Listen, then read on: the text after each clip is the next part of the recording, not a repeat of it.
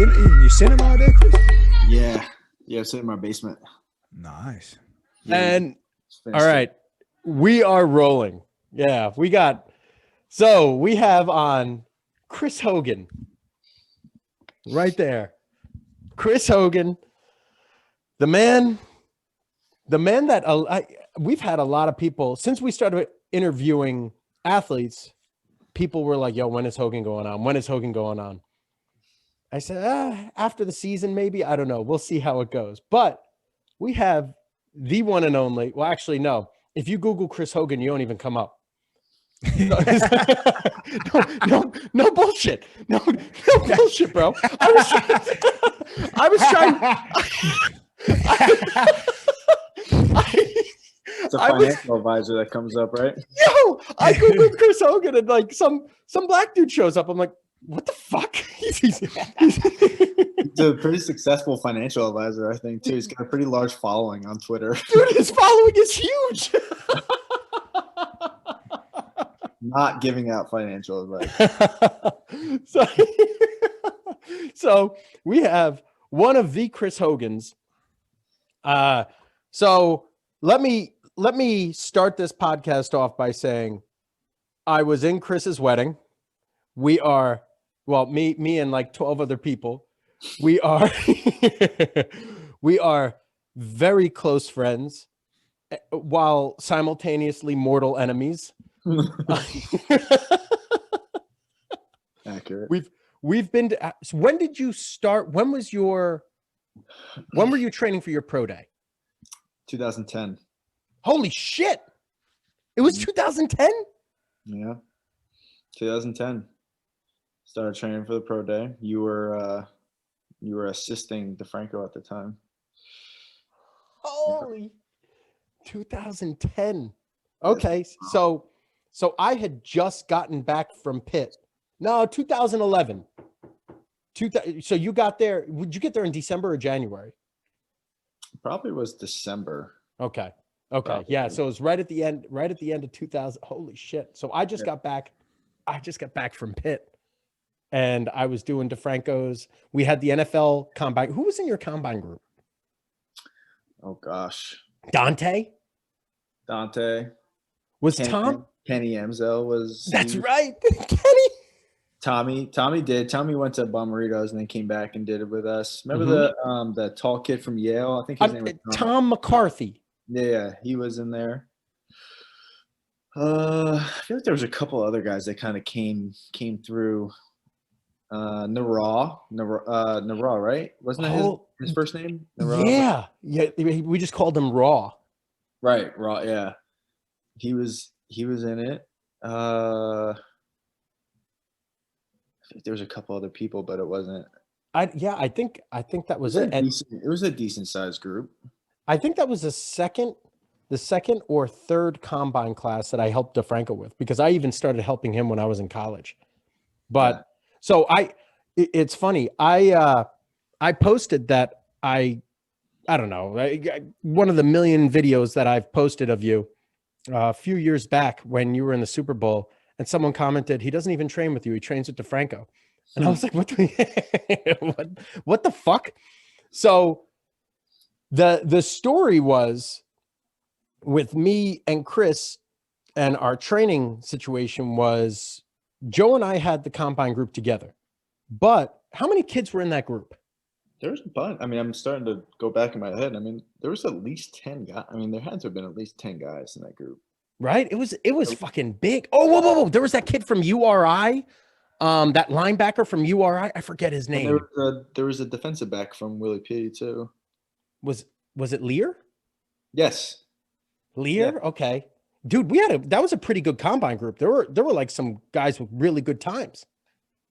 Yeah, there was some I mean, and we had I think it was like a linebacker from Temple or something too, I think. I forget his name. I don't know. We had some, I mean, they were all kind of hopefuls, but we had some guys that were putting up good times. Mm-hmm. And you ended up going to, how many pro days did you have? Did you just have the one? Just one. At Fordham. Yeah. And we got it, and EA all day, Enzo Amore. we got let in the back door at Fordham Pro Day to get in. No one That's right. Because he's No. what is it? Is he brother-in-law? Is Ted, right? Yeah, Yeah. Ted Perlak. Yeah. Yeah, no one even knew who we were. We showed up and we just kind of hopped into the workout. And there's that video of you at like 215 or 220 pounds, pumping out 225 for fucking like 30 reps, just lockout one right after the other. It was awesome. It was, dude, the whole room stopped when this friggin' receiver, like this no-name receiver, just came on and just fucking very quietly broke the wide receiver bench record for 225. No one even knew what my name was. Just Is that a fucking lacrosse player? What the fuck? What do you remember your combine? Your combine, you can get an invite. Your pro day numbers. We had an alleged 4.4, like it was like a 4.48, but also like a 4.51 at the same time. It was like I forget what you. I mean, you obviously had me slower than everyone else with your hand because whatever. But you probably had me at like a 4.5. There were some people that had me in the low 4.4s, but I mean, I think the best numbers were the 5.10.5 and the 3-cone. I think those. I don't remember what those numbers were, but those were like my best drills out of everything. The 40 I was just trying to get sub 4.5, but like the 3-cone and the 5.10.5, those were like my two like best drills that I had. Remember how windy it was that day? Oh, it was freezing. I thought we were going to run inside. Remember, we were on like that rubber track. I probably would have ran maybe on your hand, maybe a 4.4, but it's like anytime we did 40 training, Joe would have like 4.3s, high 4.3s. Mike, it was 4.6.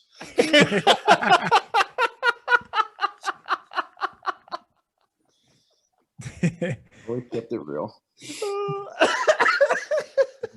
So, how many reps did you get in the bench again? 28. Nice, man. Dude, nice. He was strong as shit. Yeah. So strong. Yeah, we were.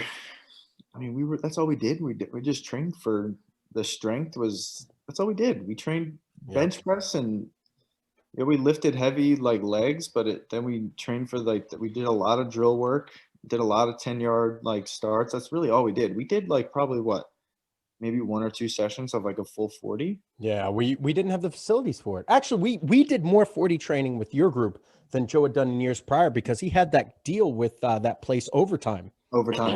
Yeah. Where it was, we were able to go in there. Yeah, we went there a few times. Mm-hmm. Yeah, we did more 40 training with your combine group than we had done in years past. And I think the most hysterical part of it is that I did 0 skill work. And then, Well, usually the agents are supposed to pay for that. The agents are but no one wanted to put any money in you because you were just a fucking long shot. Yeah, I played lacrosse for 4 years. So did you even play any football? Yeah, I played 1 year at Monmouth, but I played defensive back. I didn't even play receiver. Right. And then what? Then you transferred to? No. I played lacrosse at Penn State for 4 years. Right. Then had that year of eligibility left, and I went to Monmouth and played corner for a year. I had 12 catches my senior my year at Monmouth. Crazy. But the guy wouldn't play you at receiver, right? They played me, but they asked me to play defense, and I was like, whatever, bro. I had no aspirations of playing in the NFL at that time. I was just there to play football. So I was like, sure, why not? Isn't that wild? Why did you even bother going for that? What? Why did you go and play a year of football after because you were a fucking cherry lacrosse guy, right? Yeah, but there was nothing to do after college and lacrosse. Right. So I always wanted to play college football. Okay. It was like something that I always wanted to do and kind of always thought about at Penn State, but just, enjoyed myself too much in the winter and spring. And so I had had that opportunity because I had a year of eligibility. So it's like, why not? So I graduated, went to a year of grad school there, never finished it, but Well, it worked out fine. there was a mean there, I knew what I was doing. I mean, there was a means to an end. I was there to go play football. I wanted to experience, a decent level of competition. Right. So then why did you then decide to train with Joel and go for a pro day? Because there were a few guys on our team that were gonna give this a shot, and they kind of pumped it up like, oh, you should try, you should train, see what happens. We had a guy that lived in my town. I went to high school with his kids. He was an NFL agent. Called him. He was, I'll help you, pretty much. It wasn't like, it wasn't really anything other than that. It wasn't like, hey, let's get you training here and do this. He's like, yeah, sure, go train. We'll see what happens and whatnot. So that to me, it was like, what? I was 24 years old. It was either go train with my friends for the NFL Combine or go get a real job. Right? Yeah. And I was lucky enough to, my parents were always very supportive of me and what I want to do. They never were like, you're insane. I mean, my dad might have thought that, but he never told me to my face. And they kind of let me live this out, but it just kind of ended up, getting more and more real after that pro day. Right. And before that, I get that it was a cooler option for you to do, but did you have in the back of your head, did you think I've got a chance here, or was you not even there in your head? Did you believe it or not? Yeah, of course I did. I mean, I feel like you know me well enough, but Mike definitely knows me well enough that I feel like I'm better at everything than everybody.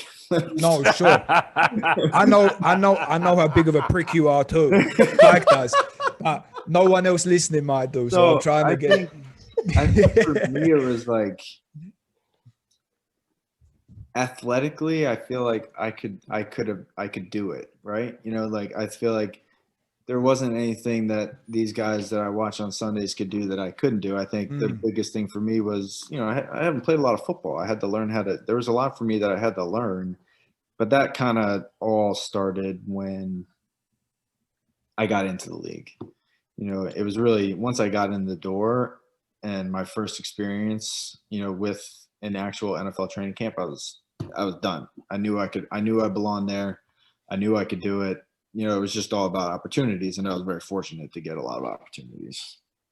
Right. So then after the pro day, because you went somewhere for just a year before the whole stuff with Miami come about, right? Yeah. So after the pro day was the year of the lockout. So that year was a total crapshoot. It was like, go to the pro day. And then after that, it's like, okay, you're probably not going to hear from us for 5 months because you guys, the CBA was in a lockout. We didn't even know if there was going to be a season.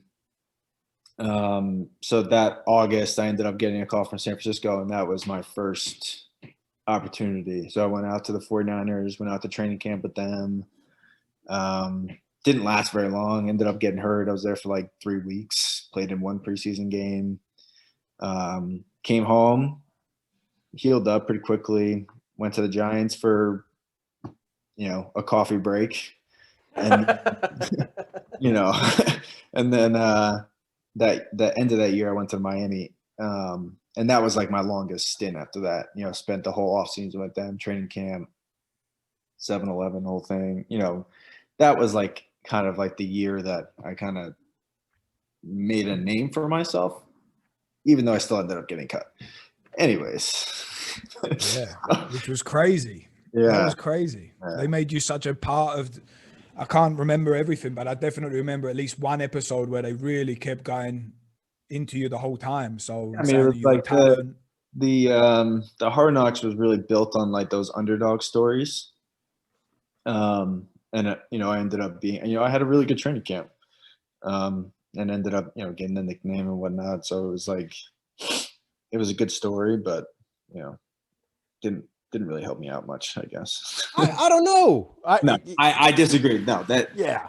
everywhere I went after that, everyone called me 7-Eleven instead of my actual name. Like when I went to when I finally got to Buffalo after I got cut, I'm pretty sure most people just called me 7-Eleven and didn't bother to learn my first name. You know, who knew, you know, in the NFL, not for long, you know, I could have been here for, you know, a few days. I mean, you know, people don't really invest time into learning people's first names if you have a nickname. The truth. So then Buffalo. After that, what I can't remember, because when we met what, in 2012? God. Yeah. It was the year, it was the London Olympic year. That was the year I was over there for a while with you guys. I'm trying to think. I guess I was in Buffalo at that time. That was my first year in Buffalo. Yeah. And then after Buffalo, how long was you there for? And then where did you go afterwards? I was there for 4 years. Right. Holy shit. Yep. Played in Buffalo for 4 years. I, you know, played special teams for a year. Next year, worked my way into the offense a little bit. Following year, I was starting. Last year, I was starting. And then after that, went to New England and so on and so on. You know, New England, obviously, was my most successful stint. I was there for 3 years and, you know, then played another year in Carolina and, you know, this past year with the Jets. But I would say Buffalo and New England were like the years that I really solidified myself, you know, in the NFL, you know, that I could play. Sure. So. Yeah. Going back on why, one of the reasons why I think really everyone believed in Chris, one thing DeFranco is really good at is talent identification. I mean, if he says this guy can play, when it comes to football, I believe every word of it. And I remember when Chris came in, I was like, I had known of Chris. We didn't know each other, I don't think, but I had known of him. Yeah, we had trained. I mean, like we were in the gym, you know, because I trained in high school with Joe. Yeah, so I knew who you were. Oh shit, I never knew that. Yeah, okay. Yeah. So I trained with Joe in high school. Yeah, Chris and I. Chris, you're 34. Gonna be 30. I'm 33. So I'm 2 years older than him, but 1 year ahead of him. So I was a senior, he was a junior, and I remember him being in and out of DeFrancos, but I had no idea the level of athlete Chris was. And DeFranco flat out said, he goes, "Yo, listen, if this kid gets a fucking chance, he'll be another Miles Austin." Flat out, he said that. He was like, "Monmouth, small school kid. I'm telling you, this kid is an incredible fucking athlete. If someone gives him a chance, he will not let them down." So after that, I was like, okay, time to invest some time and effort into this guy, you know, but break out the metronome.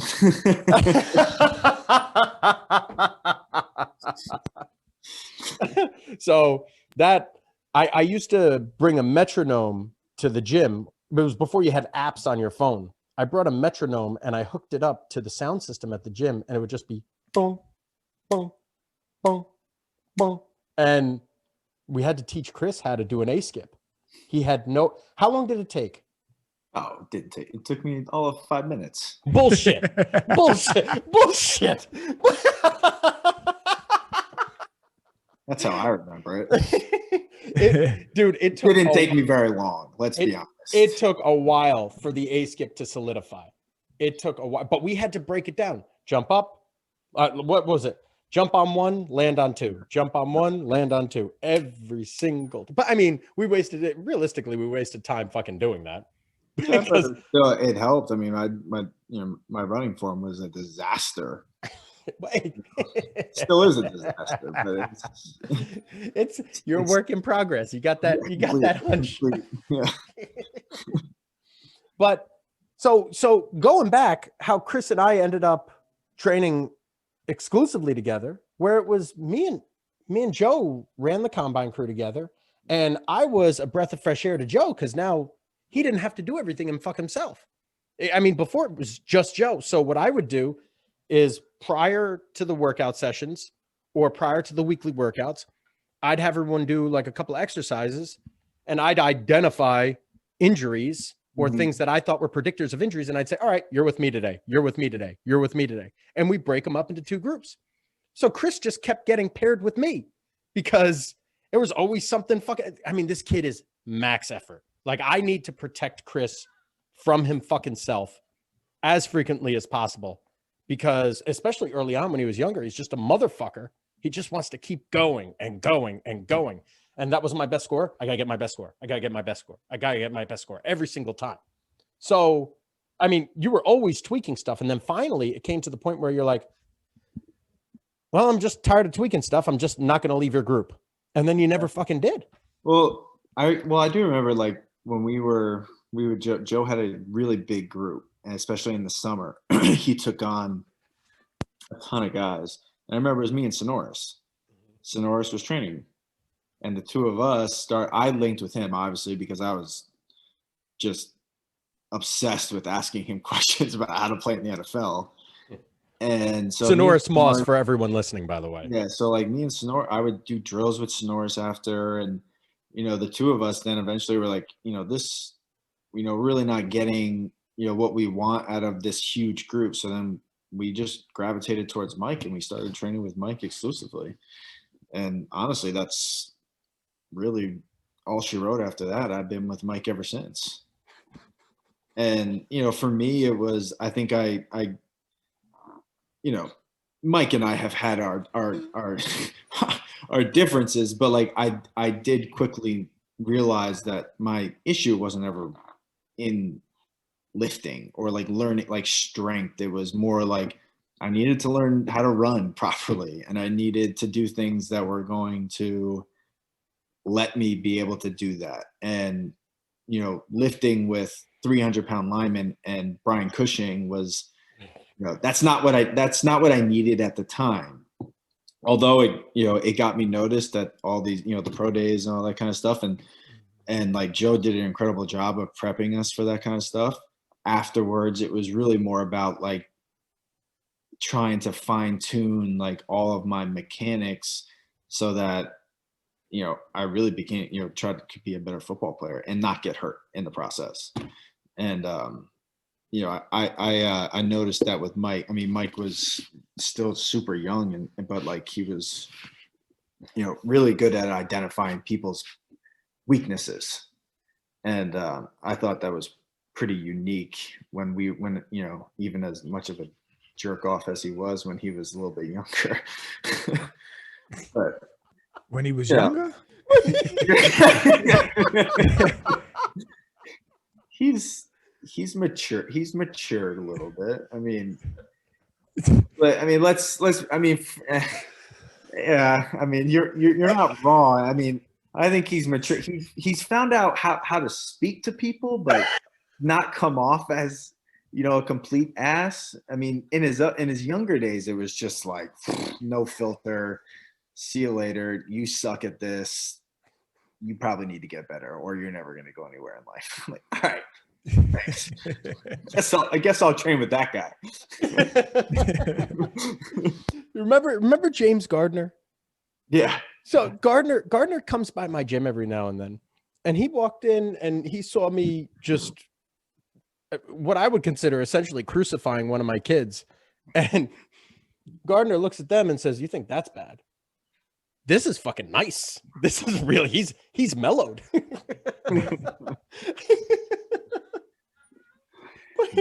I mean, we could sit here and tell stories for days. I mean, Mike and I we've had our battles. Brooker was there for one of them. Yes, I've seen you two have a fight. Yeah. I've always the thing with me is, and I've seen how Mike coaches people, and a lot of what people do is they believe him. I mean, like he's extremely smart, and but I don't ever see a lot of guys question him. And like, that was my biggest thing is I always asked, why are we doing this? Mm-hmm. And it was like, to Mike, it was probably obnoxious because it was just, hey, we're going to do this. Why are we doing this? Hey, Mike, all right, do your tempos. Mike, why do I have to do tempos every single day? Like, and then it was like, he'd probably explain it to me ad nauseum, and then it would like turn into a fist fight. But, no, you prick. It was, why do I gotta do that? It wasn't like, oh, Mike, I'd like to. I'm inquiring as to why we're doing this. Like you're coming off like what you were this innocent guy just trying to get information. Like, no, I'm not fucking doing that. It's Yeah, but I always ended up doing it though, no matter what.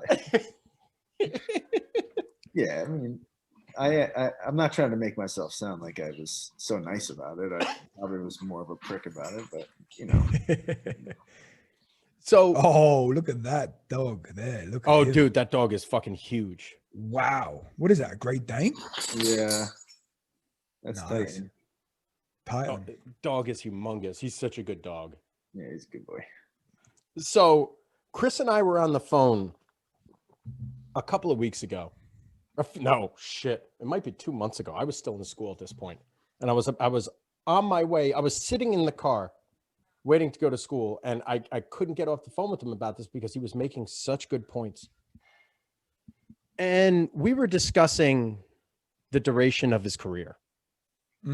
And one of the things he said was, and you may not want me to say this, I don't know, but he said, I still feel like I haven't fucking done anything yet. Like there's this chip on my fucking shoulder, this voice in the back of my head that just keeps telling me, I haven't fucking done anything yet. I haven't accomplished anything.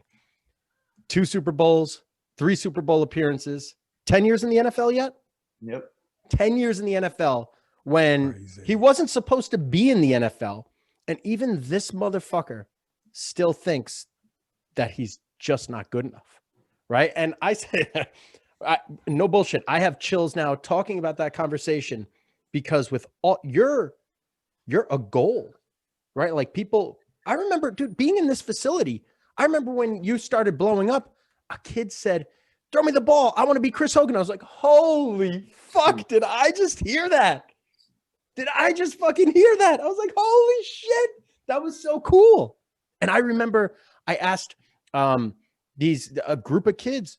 I had a bunch of kids ask me like, oh my God, do you train Chris Hogan? Do you train Chris Hogan? I said, yes, I do. Oh my God, you train Brandon Marshall? And then I said, yes, I do. Oh, Chris Hogan's way better than Brandon Marshall. Way better than Brandon Marshall. Like, do you remember we used to ask the kids, who do you prefer? Who's a better player, like Chris or these other guys? You know, dude.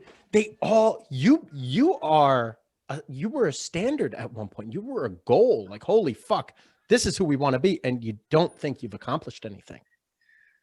Yeah, it just when I was like growing up, like as an athlete, for whatever reason, no matter where I was, like in high school, I dominated every single sport that I did, but always felt like I could do more, you know? And then I think this chip that got like created in my mind, like on my shoulder, that just firmly has implanted itself here that I can't get rid of, was the first time that I got cut. And I never have been cut from anything in my life. And the first time I got cut was in San Francisco. It was kind of like it happened so fast. I was there for 2 weeks. I got hurt. The writing was on the wall for me. I'm like, all right, probably not going to make it through this camp. But like, once that happened, it was like, I cannot stop until I accomplish like what I want to accomplish in this league. But like, even after, you know, playing with New England, even after playing in Buffalo, you know, and every single year in Buffalo, they tried, and I love that organization because they gave me my first shot. They tried to get me out of there every single year. I was on the cut block every single year, no matter what I did for that team, because they always tried. I mean, that's the story of the NFL, right? You're bringing in a fresh crop of younger guys that are supposed to take your job, and I would always take that personally. And I always used to tell these kids like that come into the NFL, like, this is your job, this is your profession, but you have to understand, like, every single person in that room, like, you're trying to take their job. Like you're trying to take money off from them. You're trying to take food off the table for their families, like all that kind of stuff. And for me, it was always about like trying to just outdo every single person. I didn't care who it was or where I was at. And even after everything, even after 10 years in the NFL, I can't get rid of this fucking chip on my shoulder. Yeah, but it's the blessing and the curse, man. It It's is. what drove you to be good, but that's like, you know, like I'm sitting at home now and I'm thinking about like what I want to do after football, like whenever this is all done. And, you know, I can't just like sit here and not do anything. Like I just want to do something and be good at it. And I want to find, you know, and I still have, you know, that's a work in progress. It probably will be for a while, but, you know, that's what we said. You know, I believe we said that on the phone when we were talking about it. You're like, that's like, you know, it's the best thing that you have, you know, and that's probably what kind of drove me through this whole career. Cause it was up and down and, you know, battling through different things, you know, injuries and, you know, I was always in my own head. And I remember when I was younger, I used to count the amount. All right, we got 12 guys in camp. We're going to keep 6 guys. You know, these 4 guys are definitely going to be in there. So I got to beat out these 2 guys. And I was like obsessed with all this stuff. And oh man, I didn't sleep. I would never sleep. I'd be so stressed out. I would never sleep. You know, for the first 4 years of my career, I'd be like worried about every single Tuesday. I'd be worried if I was going to get cut. I'd show up at like 6 a.m. on Tuesdays, just sitting in my locker, just waiting for people to come get me. You know, no matter where I was at. Yeah, I did that in New England. Still did it in New England. Won a Super Bowl, came back, still thought I was going to get cut. And like, I think that, you know, at the end of the day, that's really what kept me in the league for as long as I was. You know, and, you know, not to mention, you know, I would just call Mike and Mike would level me out if I needed it. But, you know, I just I've always had a desire to prove people wrong, and it's just never gone away. Probably never will. So that little chip on your shoulder, has there ever been times where it felt fulfilled or it went quiet? I think there was a moment after that first Super Bowl, you know, that I had played a pretty big part in that year, you know, played well in the Super Bowl, came home, you know, cloud 9, right? I mean, you just won a Super Bowl, Sure. You have to go there. 2 months later, I had my twins with Chase and Parker, who, you know, they're 3 now, and I think I had a moment where I was like, I had done it, you know, and then it quickly went away and it came back. Then you had your first training session back. Yeah. And I'm telling you how much you suck. Then I came and saw Mike, and my chip quickly came back. But that was probably, you know, I mean, and this is not a bad thing, but Mike 100% kept that chip there. 100%. And again, this is not a bad thing, but I always remember, it's like every single offseason after the season would end, you know, when I was in Buffalo, I used to take like maybe a week off. I would come back pretty quickly. Yeah. As I got a little bit older and started having kids and whatnot, it was like, you know, after that first Super Bowl, you know, I think Mike, you know, he let it cool off a little bit. It's probably like, you know, a week or 2 after the parade, I'm, you know, probably still partying with my friends, you know, and living this, or maybe not. I had twins at the time, so I probably wasn't sleeping. But when are you coming back in the gym? When are you coming back? Like, you need to start training. You need to start prepping for this year. You need to start doing this. I'm like, God damn, like let me live a little bit. But it's like that chip. It always used to Mike used to drive me to be like, all right, I need to be doing this. Like, this is what got me to where I'm at. Mike got me to where I'm at, you know, doing this with him. And I would feel bad if I didn't go to the gym with him. And it would give me major anxiety if I didn't get to see him enough. And I don't think that was a bad thing, because at the end of the day, like what I knew what was best for me was training with Mike and like being in the gym and doing what I needed to do. Because if I didn't, like, it just things would go south, because like training by myself or doing anything, was never really the path that I could have been on, because, I can call Mike with an issue and Mike would have it fixed in a day, and he'd do it over the phone sometimes without even putting his hands on me. And I think that's something that you don't it's unique. I don't think you really find that in trainers very often. Bro, you remember when you were in Buffalo and you threw out your back? Yeah. We were on the phone for an hour. Yeah. And I was sitting there walking you through all the fucking exercises. You had to do this. I think he had to do the same thing for 2 hours.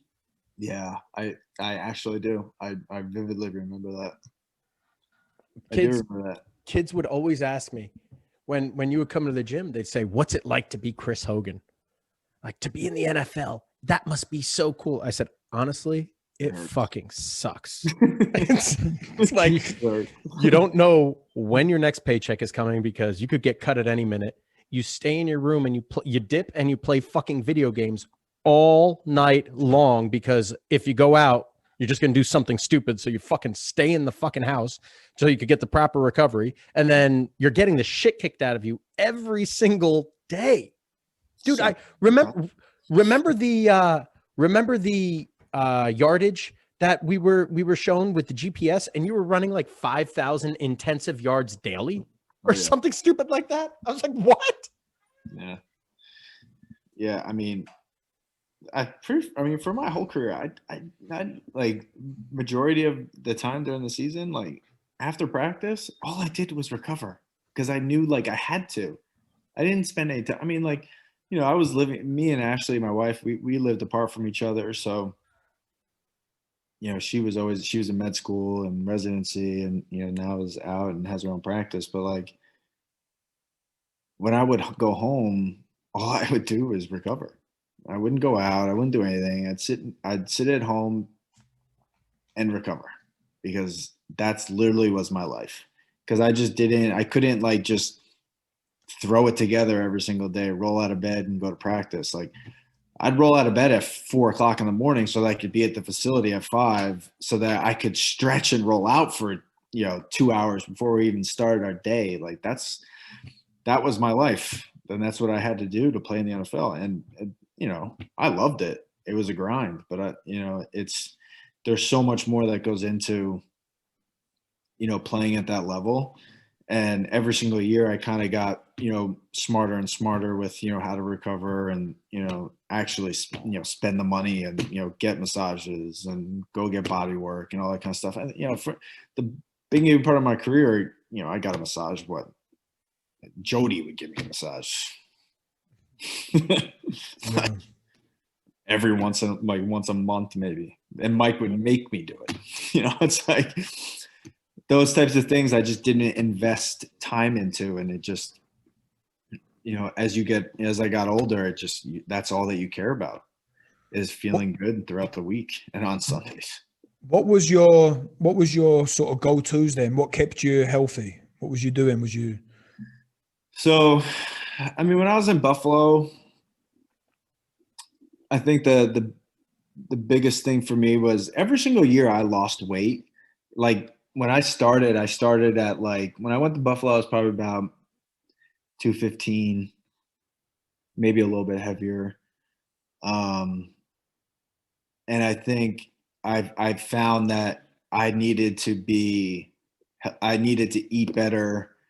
I wasn't 23 years old, 20 years old. I couldn't just wake up and eat a freaking Pop-Tart and then be okay with it, but that's like the sort of thing that I never realized that growing up. In college, I'd go eat Panda Express and then go play a lacrosse game, like it just didn't, no one ever told me, and I just didn't invest the time into it either, but I just wasn't educated on nutrition. And I think when I was in Buffalo and after my first year, I started investing the time into, like, all right, I need to eat better.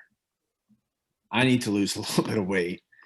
And so every single year I dropped about, I don't know, 3-4 pounds, probably got to about 205. And that was like my playing weight at like 205. That's where I felt the best.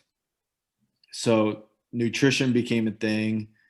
You know, I would ask Mike, Mike, well, protein, vegetables, chicken, steak, like don't eat like crap, don't drink. All right, great, thanks. But that's something that I started taking seriously. And then the body work. My body responded super well to massages. I was an ice tub guy for a little bit of for the first part of my career, but really got away from that once I got up to Boston, just started getting a ton of body work and was just ad nauseum just trying to stay on top of that because that's the way that I knew I had to do that to play. Mm-hmm. And, if something started acting up, Mike, did you do your banded stretches? No, I'm not doing my banded stretches. Do your banded stretches. And I felt great. So these are the little things. I had like a recipe, right? I put it all together. I had to eat. I couldn't eat like crap, or I just wouldn't. My body wouldn't respond to it. I had the stretch, and the stretching routine that Mike always had me on really always made me feel the best. And I had to do hours of body work, to be able to practice. We're not even talking about playing, just to practice. Yeah. So it was. But like everything, all that kind of stuff, I enjoyed. It was tedious stuff, but it was, I was able, if it helped me play better and helped me feel good on Sundays, that's really all I cared about. You were trying to be as professional as you could, I guess. Yeah. Right? And I learned there was guys along the way that I learned from, and you see guys that I played with in Buffalo, you see how they take care of their bodies. And then obviously, you go to Boston and, the epitome of nutrition and taking care of yourself is Tom Brady. I mean, the guy's 43 years old. He's going to his, 15th NFC, league championship game. And I learned a lot from him and the way that he does things. And, you kind of piece these things together and you look at different guys and what they do to make sure that they stayed in the league for as long as they can. And you just try to make that stuff work for yourself. Mm. You see a lot of these young guys that just don't take care of themselves, and they're the ones that are pulling hamstrings and hurting themselves. And it's usually not contact injuries. We're talking about soft tissue injuries.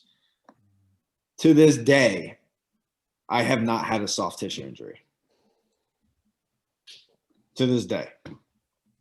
And a lot of that is attributed to who I train with and what I do, in the off season and all the preparation. But like, I've never had a hamstring, maybe one, but I didn't miss a game.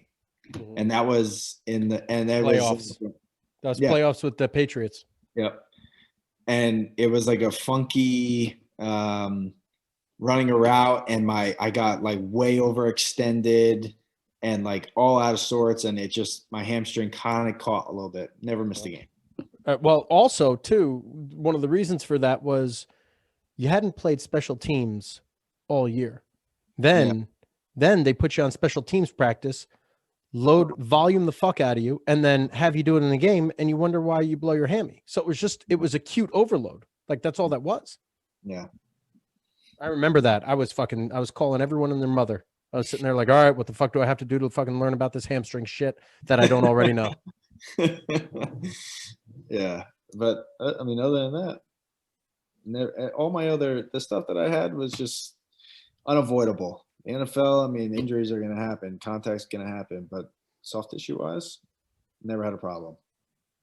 And I think that's really attributed to the prep that we've done for the last 10 years leading up to these seasons, because I was always ready to go in training camp. I never had anything happen in training camp, never had anything happen during the season. Usually went in pretty prepared, and we can talk about this story. Let's bring this up. This is perfect timing. So was I in Buffalo? Was I in the? I don't know what you're talking about yet, so I gotta. Oh, there's too many of them. So, anyway, I think I was still in Buffalo, and I was just like obsessed with being in shape, and it was like freaking February. And I always, it was like pulling teeth to get me to do these tempo runs. Pulling teeth. Every single day I knew I had to walk in there and I knew I had to do tempos. And it was like, how in the world can I get out of doing these? I would still do them, but would bitch and complain about it the entire time. So there was one year that I was obsessed with being in better shape. I would go home and I would run like long distance. And then and the story that I'm getting to is we were doing sprints and I wanted to do gassers. And he's like, no, you're not doing gassers. Like, you don't need to do gassers. And I was like, in my brain, I was like, yes, I have to do these. I have to go back. Like, that was our run test. I want to be able to do these gassers, like, and blow everybody out of the water. So we finish our sprint work. Mike walks back in the gym. I start doing gassers, right? He comes back out, and it was a disaster.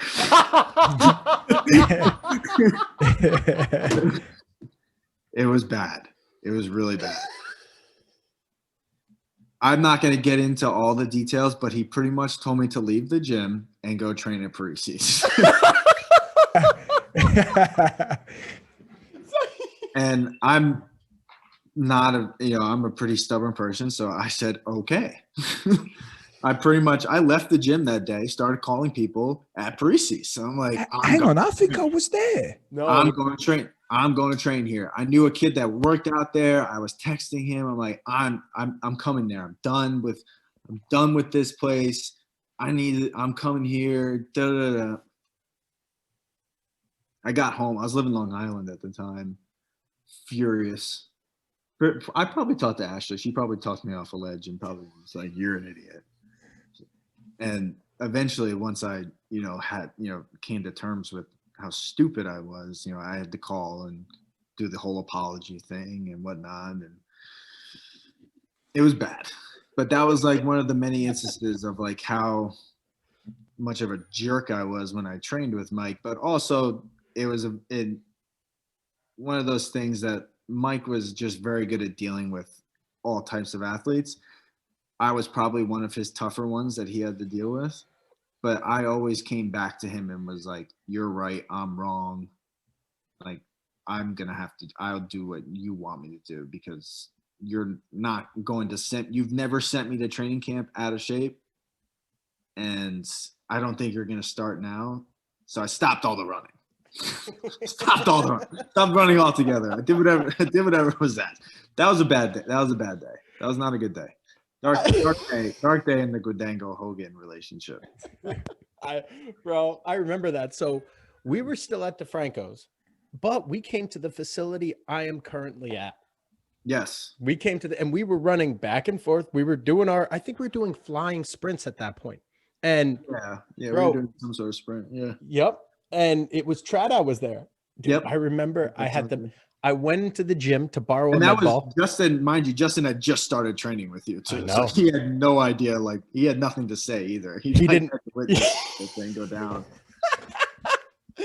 I had the med ball in my hand, and then I watched you do the fucking half gassers. And I was like, that's it, cocksucker. I'm fucking tired of this shit. And I fucking like threw the med ball in the air. I was like, train your fucking self. Yeah. But at that point, I didn't tell you to go to Parisi's. That wasn't the day I told you to go to Parisi's. I told myself I was going there. I told you to go to Parisi's when Brooker was there in 2012.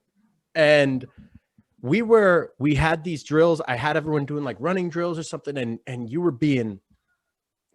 just being a twat. And I was like, this motherfucker, like he's disruptive. He doesn't want to do what he's supposed to fucking do. Like, what the fuck was he, a fucking 5-year-old? I was so pissed. But I I yell at you all the time, and it just pisses you off and makes you be an asshole even more. So I pulled you outside, and I looked at you and I said very calmly, I said, Chris, I don't need this aggravation. Like I have Chris Hogan on my resume. That's great. Next. Like I just can't do this anymore. That was one of the more furious thing, like infuriating things that I've ever had to deal with Mike, was the way that he handled like disagreements. He never yelled. He never like got upset. It was just like, it's okay. You can go train yourself. It's okay. I'm gonna be okay. I'm like, in my head, like bombs are going off. Like, what is this guy talking about? Like, how are you talking to me like this so calmly? You're like telling me to like leave your gym and go train somewhere else. And like, but that was just I mean, whether he did that with everybody else, but he knew how to get through to me, and that was more than enough. And you know, I've seen a lot of athletes come through Mike's gym and how he handles it, and he's very to the point and almost, you know, at fault probably, but every single athlete does what he asks, no matter what. And you can, like, I watch these videos, man, and it's like these kids are just perfect running form, thumbs to nose, thumbs to nose, thumbs to nose, and it's like, that's respect. That's respect, man. And like, as much as I'm a dickhead to Mike, as a trainer, there's no one in the world that I would ever tell anyone else to go train with. And when I had the Jets, when I was at the Jets, I'm like, guys, if you guys are in the off season, go train with this guy. Like, he's a little bit weird looking, and you know, he's got the whole beard, and you know, wears ripped clothes and shoes that he's been wearing for the last 15 years that have no soles on them anymore, and his hair is down to, you know, his ankles. But like, I'm telling you, if you guys want to, like, I've always preached freak strength and Mike Gudango. These are the first times that I'm ever telling these sort of stories to anybody.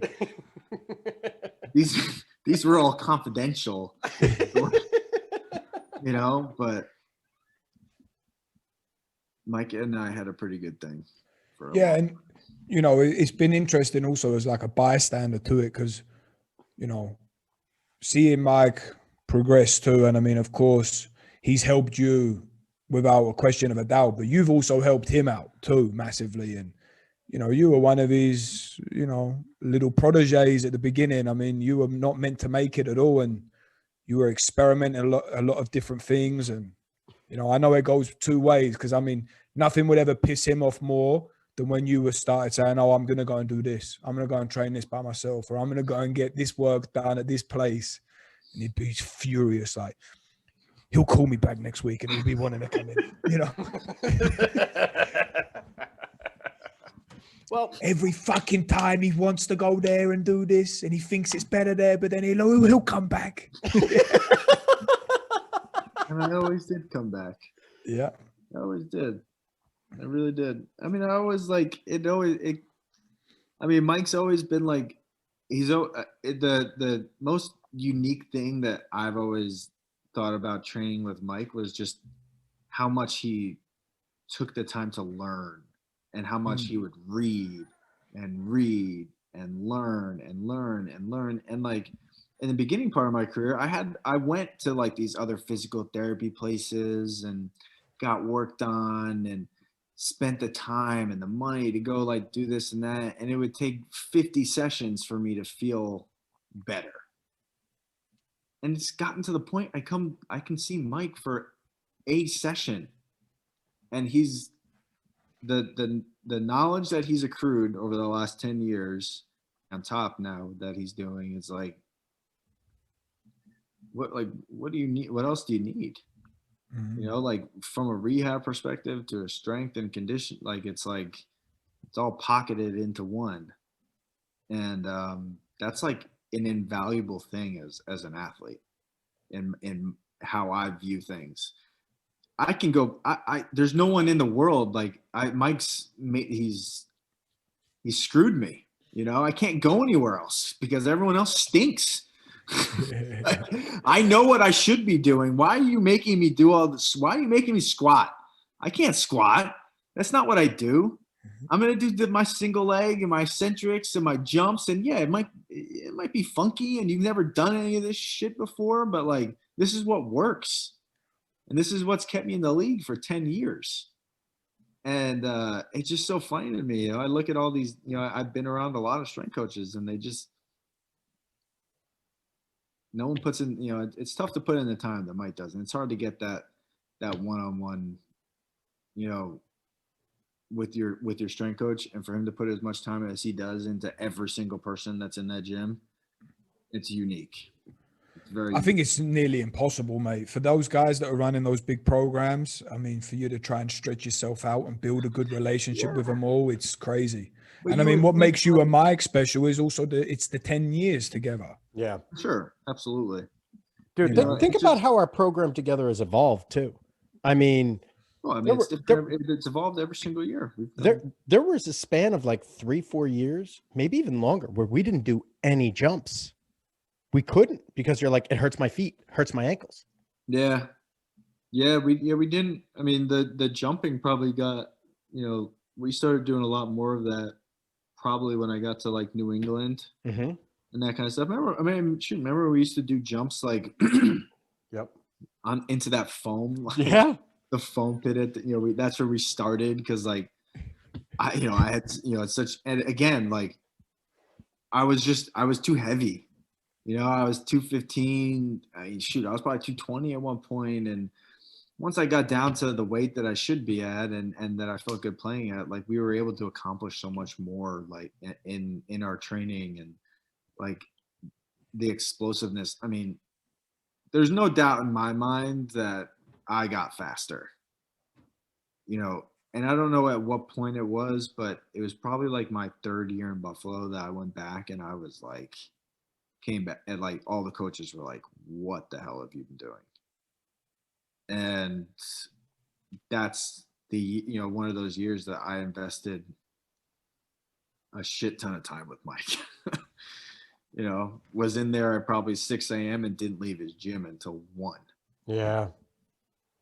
Yep. And a lot of that time was us arguing and bullshitting, but like the other 95% of it was us just training.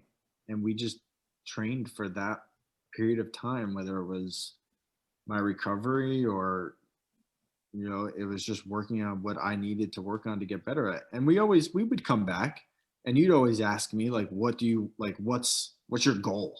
Like, what do you need to be better at? And I always wanted to be faster. And that was like, but like I started to get to, I want my first step, you know, I want to be a little bit quicker. I want to be a little bit more explosive. And that's what we tailored our workouts to. Yeah. I had a Twitter discussion. I'm starting to go on Twitter a little bit more here and there. And this guy had said, if your workouts are longer than 90 minutes, you're wasting your time. And I said, I would beg to differ. Now, he was talking about the general population, and I'm so fucking autistic that, you know, I forget that there's other people outside of my fucking world. And the first thing he said, the first thing that came to mind when he wrote that was, well, that's funny because it takes Hogan literally an hour before he even gets onto my table. Oh, that's nice of you, but it's probably more like 2. Yeah, right. Like you come in, you do all your rolling shit, then you fucking do your banded stretches and all that shit, and then you go through some of the warm up, and then you're like, oh, this is tight. Time for the table, and the table alone is 30 minutes, and then you go back and we do more warm up, and then we get sprint work, and that can take up to an hour, and then maybe we'll do some plyos and some fucking med ball throws. Right? It's our workouts take fucking forever sometimes. Yeah, I mean, average probably 3 hours. I mean, I was in there for 3 hours working. Yeah. You know, I mean, but that's really what, you know, I mean, the workouts that we were doing, like it needed to happen. I needed to do my stretches. I needed to to get work done on the table because I did have a lot of deficiencies. Like every single year, your adductor is shot. Like every year, no matter what. And that a lot of it was like the pure volume of stuff that I would do during the season. You know, I would just get fatigued by the end of the year. You know, it just, you could tell, you know, things just started to kind of go. And I think the biggest part was like after that first Super Bowl, I had never played until February or January.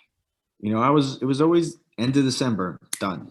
No playoffs, no nothing. And it was so interesting to me, like you talk about that first playoff game. And yeah, it was a little bit, you know, due to a lot of other things, but like, it's just ironic that my hamstring would start to hurt, you know, into a month that I've never played football before. And so it was a wake-up call for me to kind of do a little bit more every single year because I knew that if I wanted to play into January and still feel good, like I could, my body couldn't just shut down on me in January.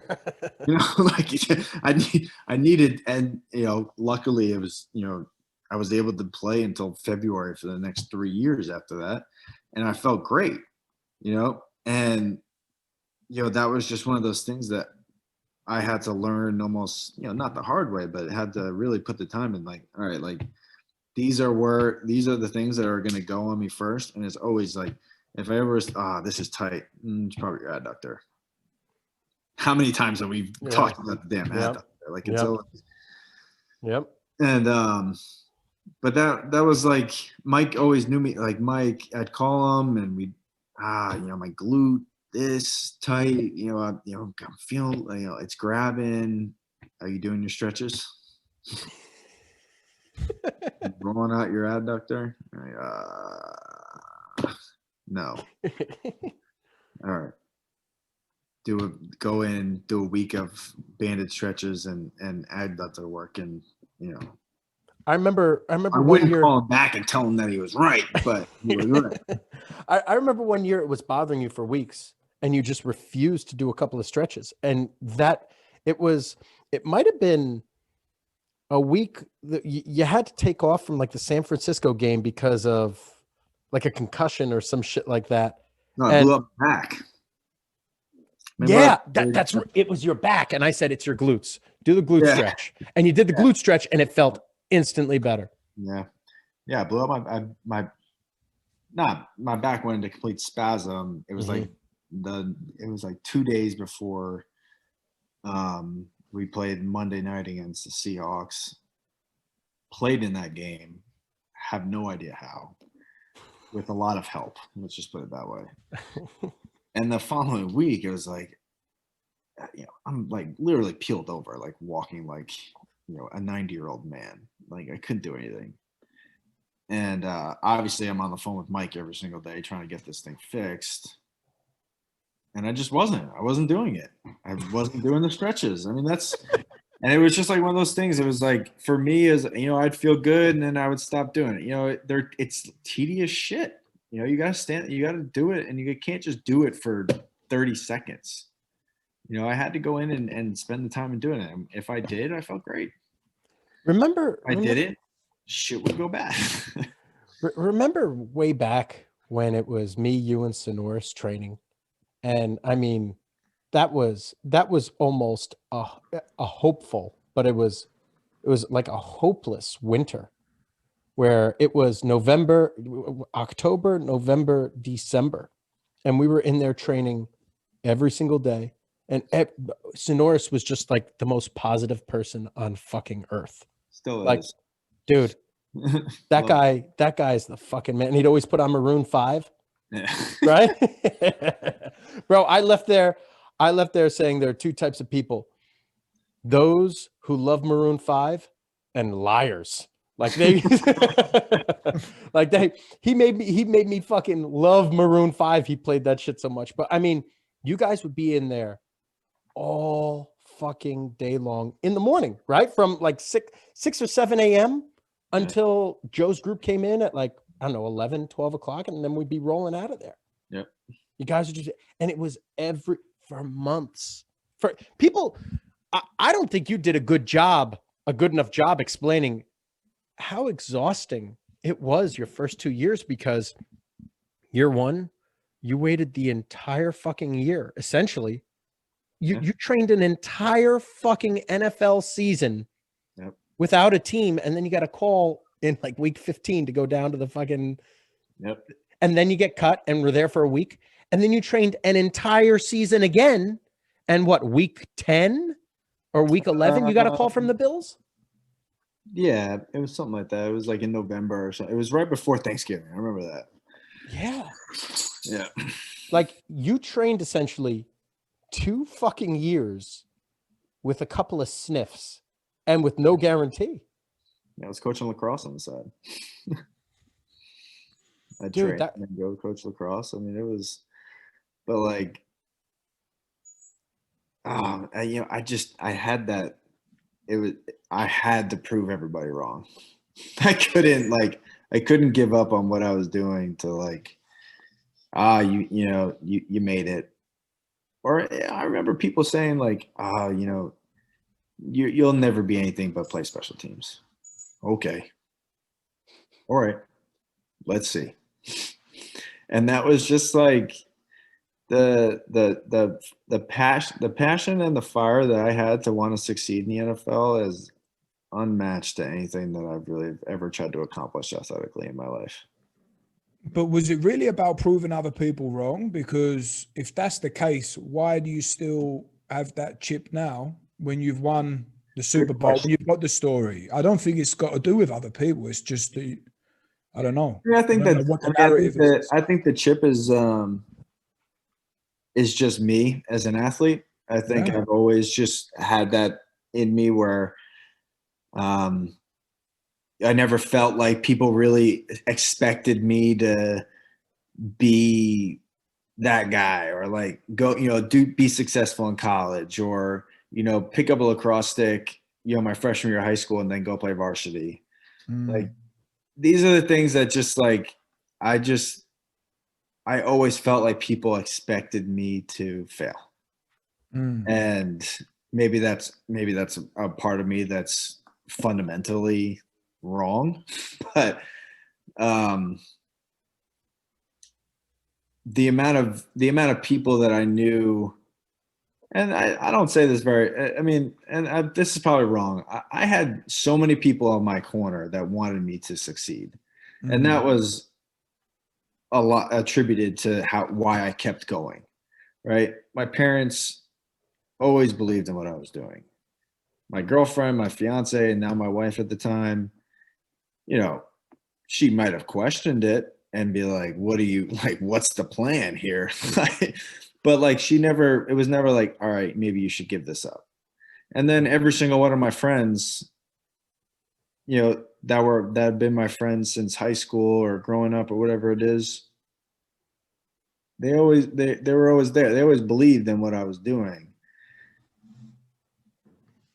And so a part of me wanted to do it. Probably a big part of me wanted to get there so that to prove them right.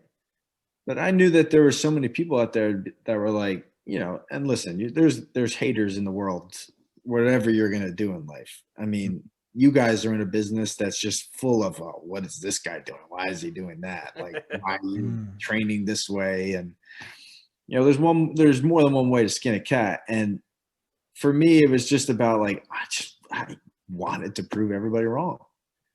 And I wanted to get to the NFL, but for me, it was more about making a practice squad or playing special teams.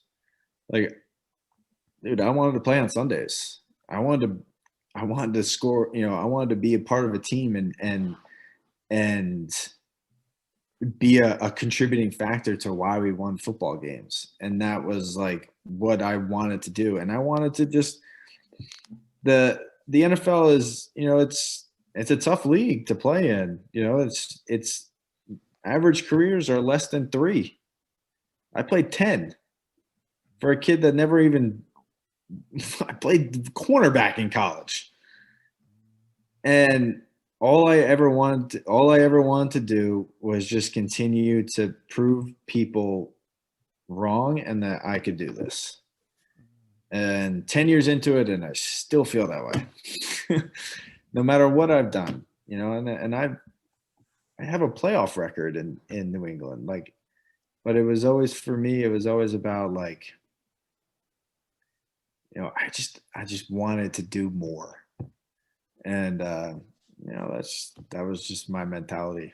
Well, it's been a rewarding process for you, obviously, because it's helped you to just keep pushing it a bit more and a bit more. And with the exposure time, I mean, 10 years in the NFL, and also you can call it luck, going to the Patriots and stuff like that. Yeah. And, Yeah. you know, you've just been rewarded for this process over and over again throughout your life. And I'm sure it was even present when you were in high school and stuff like that too. So one thing I always wanted to ask you, I mean, you know, you are a guy that thinks that you can do anything, and you know you can be better than someone else. I mean, I remember when we were kicking a rugby ball around once, and you were like, "Fucking give me this thing, I'll show you how it's done," you know.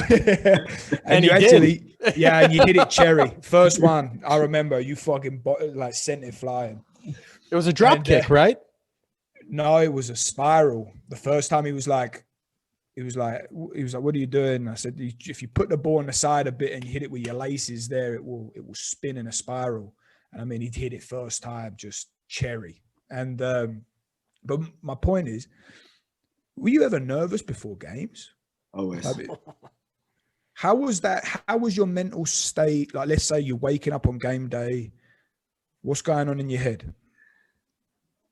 So I had a lot of, like, you know, when I was much younger, like in high school, I was the kid that wore the same socks, ate the same things, listened to the same music in the same, timing, and, you know, got to the facility at the same time. Like, and I kind of drove myself mad with that sort of stuff. And I tried to eliminate those things from my game, because it would stress me out more about, are my socks in my bag? You know, like so that part of it, I started to get rid of. Before games in the NFL, I mean, I was always nervous. I mean, I think, you know, you're going to play in front of 80, 90,000 people. I think there's something wrong with you if you're not nervous. I mean, that's just the way that I looked at it. But I wouldn't ever confuse nervous with excitement. Any single time that I ran out of a tunnel, it was like I probably had the biggest smile on my face, because, like, I get to play on a Sunday. Yeah. And I put a lot of time into watching film, studying, knowing, because there were times, and there definitely were games that I didn't put in the time, or didn't put in enough time. And I wouldn't feel that way going into a game. I'd be more nervous going into a football game if I didn't feel prepared. Mm-hmm.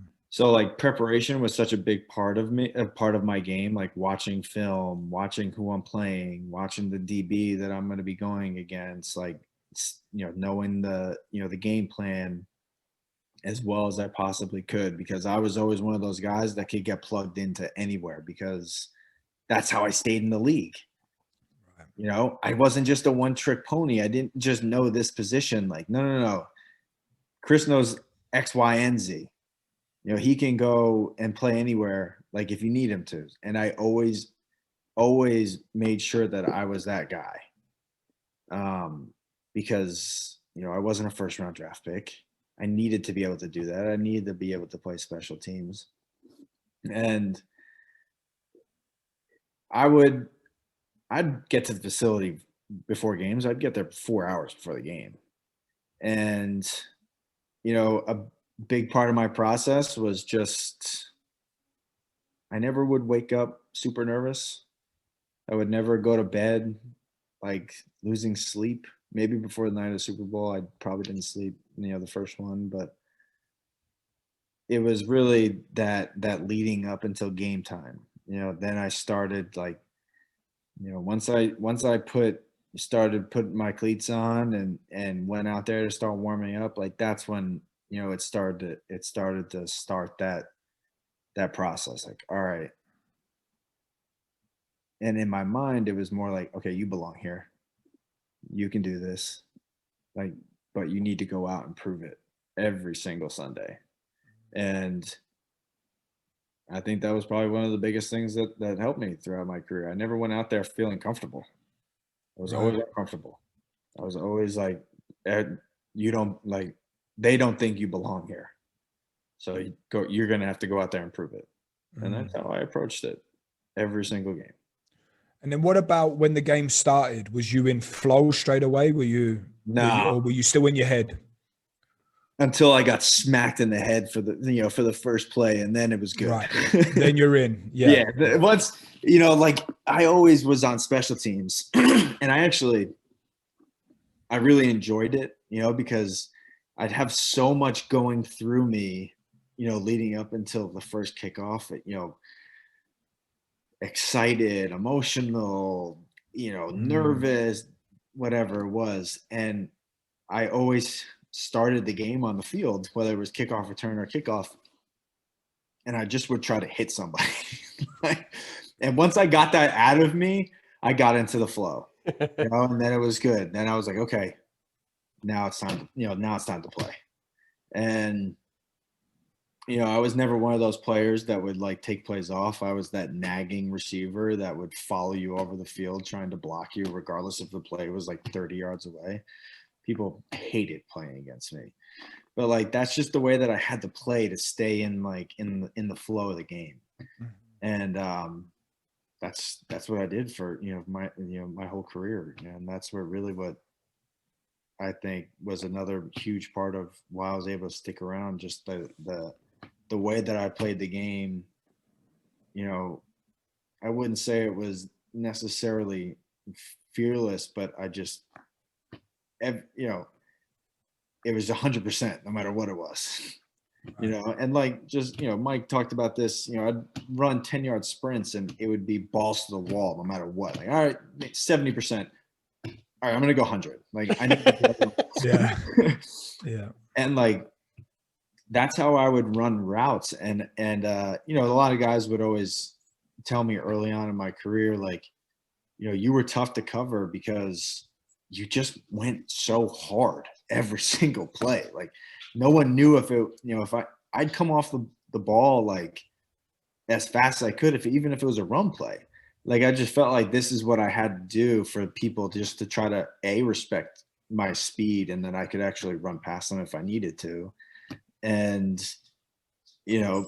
be that I wasn't just going to go out there and let them, have a free play, and that's kind of how I approached every single game or every play.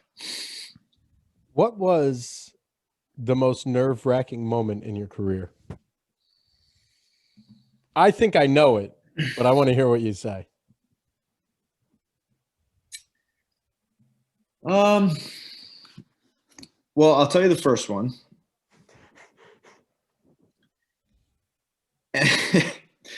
And I laugh, and I've told this story to a couple of people, but honestly, I was in San Francisco. It was preseason. We were playing the Chargers, and it was like my first opportunity to play. I ran on the field. I was like giddy. Like I was like, this is my first opportunity. There's 15,000 people in the stands. It's freaking preseason. No one gives a damn about the preseason. And they called the play, and I was like, I might get the ball. Right? They called it, threw it to me, 0 yards. Caught it, 0 yards. I've never been happier in my life. And of course, like I ran off the field, and the head coach was like, "Oh, do something." And I'm like, I'm playing. Like,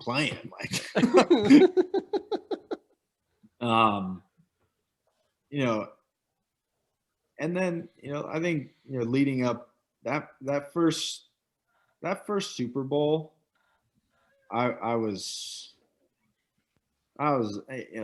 no idea what to expect, and there was just such high expectations when you play in New England. And, you know, the fact that we had gotten to that Super Bowl, man, it was like I needed a few plays of trying to hit somebody in the head to, you know, like, all right, you're here, you know, you belong here. Like, now it's time to go prove it on a worldly scale. And like that whole week I was just like on a different planet. You know, it was like, you know, you're dealing with media and this and family and whatnot. And honestly, all I wanted to do was sit in my room and watch film and just wait for the game. Like, I was like, I wanted the game to come so fast because I was just so anxious about playing in that game because I had never been on that stage before. And but man, was that like such a cool experience getting to play in that game. And the way we won was just you know, undescribable. Was that the best moment in your career?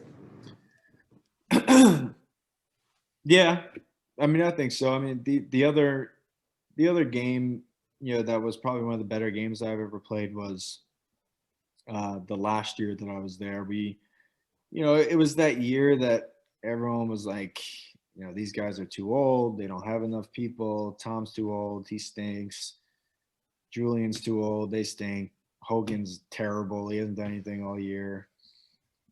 And we went to Kansas City, played the AFC Championship game there. It was the coldest game that I ever played in. And we beat them in Kansas City and won the AFC Championship game in overtime. I was like, that was hands down one of the better football games I've ever played in. And to be a part of that, it was kind of like my whole career as a whole, like trying to prove people wrong. And that's like the mentality that we had the whole year. Like, you know, we had a decent year, but it wasn't the New England Patriots. What, you know, it wasn't like what they've done in the past. You know, we lost 5 games. You know, we were, you know, every game that we played was 4 quarters. Like, we never blew anybody out. We didn't have like this, you know, this wow factor of, you know, players on the team. But that team was very unique. It was extremely unique in that all those players, and Devin McCourty included, first round draft pick, but he had, you know, everyone on that defense believing that, you know, we have to go out and prove people wrong every single week. And we just had that mentality, man. I mean, we played so well together as a team, and that's so unique to find in the NFL these days, that like people mesh together like that. And that was one of the cooler things that we had in New England, is that everyone on that team just wanted to win, no matter what they had to do. Was that just by circumstances that you gelled, or did they do certain things to try to bring you guys together? I think it was just the caliber of athlete that they brought in. You know, I mean, you guys talked to Devin. You guys know what type of person he is. What a guy. Yeah, exactly. You know, and, you know, they brought in guys like Devin. You know, there was no me guys on that team. Not one. And I think that was one of the reasons why we meshed so well together, because it was like, you know, everyone talks about do your job and all this, you know, what, you know, the Patriot way, but like, that's a real thing. Like, everyone just wanted to play football. Like, we just wanted to win football games. And that was a pretty cool thing to be a part of. And I played on teams before, and it wasn't like that. You know, there are a lot of, I want to go out and get mine. Yeah. You know, which is okay. I mean, listen, this is the NFL, man. You got to make money. I get that. But like, in the same fashion, like, you want to win. I wanted to win a Super Bowl. Like, how many people get a chance to say, like, oh, how many Super Bowls you been to? I've been to 3. 3 in 3 years, and won 2 of them, and played in all of them. And like, that's cool. Oh yeah. I'll hang my hat on that one. I'll you know, I think I did something there, but the rest of my career.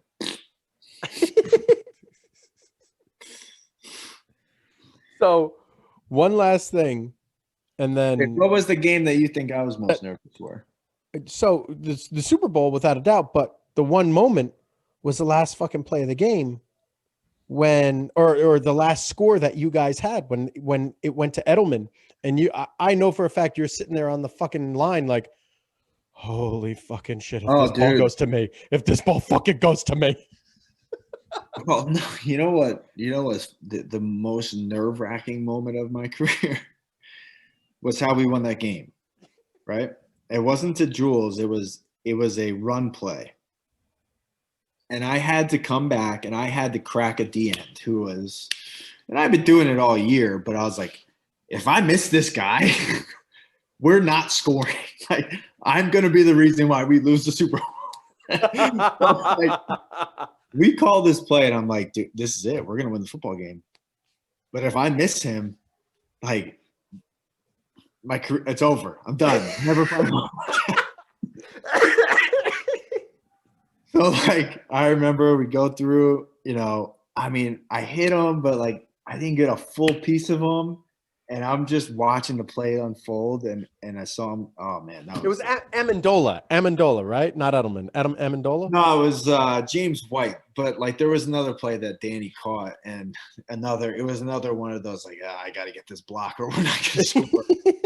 And, you know, yeah, there was a lot of nerve-wracking moments in that game. Took a lot of years off my life.